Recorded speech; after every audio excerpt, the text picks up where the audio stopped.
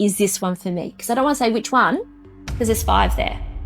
And I'm just going to hold that up, and I'm going to maybe pick up the aloe vera juice and say, is this the aloe vera juice that is for me? And my pendulum's going to go no. Blessings everyone, and welcome to Pendulum Power. So we are going to work with pendulums today, and I'm going to teach you how to do that really easily and most importantly, safely. So my yes is around. That's what happens with my yes. And it can get really strong sometimes. My no is just back and forth. My yes, when I'm going to say a yes, it is around. It is spinning around my pendulum for a yes. Yours might be the opposite way.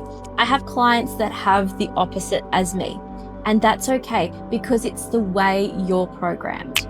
Am I going to get married to the man of my dreams next week? Might not be the first place you start with your pendulum, because your energy is like, please, yes, I want that to happen for me.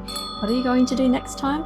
You're going to make sure that you clear your pendulum, you clear yourself, and you ask if you're connected to 100% pure white light protection. You've just connected in with beings that are there for your highest good.